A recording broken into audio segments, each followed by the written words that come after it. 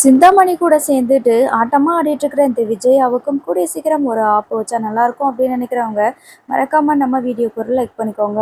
இப்போது சிந்தாமணி நம்ம மீனாவுக்கு வந்து ஒரு செக் வச்சுருக்குறாங்க. இதில் மீனா வந்து எப்படியாவது மீண்டு வரணும். இந்த நேரம் பார்த்து முத்துவுக்கு வெளிநாட்டில், அதாவது வெளியில் வந்து சவாரி வந்துடுது. ஒரு 7 நாள் வந்து முத்துவை பார்க்க முடியாது.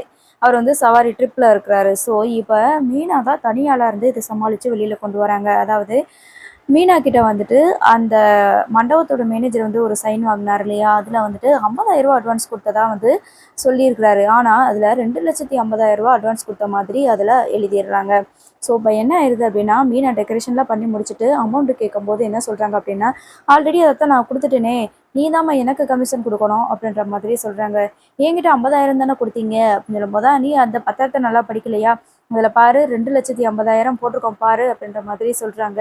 இல்லை நீங்கள் கொடுக்கும்போது என்கிட்ட 50,000 தான் எழுதியிருந்துச்சு அப்படின்னு சொல்லும்போது தான், நீ தான் படிக்கவே இல்லையாம்மா, அதில் தான் 2,50,000 தெளிவாக எழுதியிருந்துச்சு, என் கமிஷனை நீ முதல்ல கொடுமா அப்படின்னு சொல்லி சொல்கிறாங்க. ஸோ அப்போ தான் மீனாவுக்கு புரிய வருது, ரைட்டு இதில் வந்து இதை ஒரு உள்குத்து இருக்குது, கண்டிப்பாக அது சிந்தாமணியோட வேலை தான் அப்படின்ற மாதிரி நினச்சிக்கிட்டாங்க. ஸோ இப்போ என்ன பண்ணுறாங்க அப்படின்னா, ஸ்ருதி கிட்ட வந்துட்டு ஹெல்ப் கேட்குறாங்க.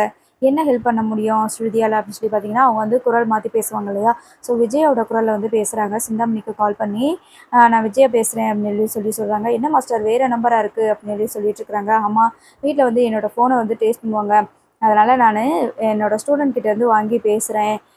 என்ன சொன்னேன், நீங்கள் சொன்ன மாதிரியே சக்ஸஸ் பண்ணிட்டீங்களே அப்படின்னு சொல்லிட்டு இருக்கிறாங்க. ஆமாம், நான் என்ன சும்மாவா சொன்னேன், நான் தான் சொன்னேன் இல்லை, இனிமேல் மருமக இந்த மாதிரி டெக்கரேஷன் தொழிலுக்கு வரவே மாட்டா, இதுதான் அவள் பண்ணுற கடைசி ஆர்டர், நான் சொன்னேன் இல்லை அப்படின்ற மாதிரியே சொல்கிறாங்க. அதுக்கப்புறம் ஸ்ருதி இருந்துட்டு, சரி இப்போ என்ன பண்ண போகிறீங்க அப்படின்னும்போது, அதுக்கு தான் அவள் தான் 2,00,000 உங்கள் மருமக கொடுத்த மாதிரி, உங்கள் மருமகிட்ட நாங்கள் கொடுத்த மாதிரி கொடுத்தாச்சு. இப்போ அவளுக்கு பூ வாங்கினால, அந்த பூ வாங்கி டெக்கரேஷன் பண்ணால அந்த கடைக்கெல்லாம் இவள் வந்து இப்போ பணம் கொடுக்கணும். அதனால் அவளுக்கு 2,00,000 நட்டோம். அது மட்டும் இல்லாமல் அவள் வந்து என் மேலே எதுவுமே கம்ப்ளைண்ட் பண்ண முடியாது. ஏன்னா அவங்க மருமக நான் 2,00,000 வாங்கிட்டு 2,50,000 வாங்கிட்டேன்னு சைன் வேறு பண்ணி கொடுத்துட்டா அப்படின்ற மாதிரியே சொல்கிறாங்க. ஸோ இந்த எவிடன்ஸை வச்சு தான் மீனா விஜயாவை பிளாக்மெயில் பண்ணி இப்போது இந்த வேலையை பார்ப்பாங்க அப்படின்னு சொல்லிட்டு நினைக்கிறேன். அதாவது சிந்தாமணிக்கிட்ட இருந்து பணம் வாங்குறதுக்கு, அவளோட ஃப்ராடுத்தனத்துக்கும், மீனாவை ஏமாத்துனதுக்கும் மொத்தமாக பழி வாங்குவாங்க அப்படின்னு சொல்லிட்டு நான் நினைக்கிறேன். எனக்கு தெரிஞ்சு இவங்களை போலீஸில் ஹேண்ட் ஓவர் பண்ணால் சூப்பராக இருக்கும். சரி, தொடர்ந்து பார்ப்போம் என்ன நடக்குது.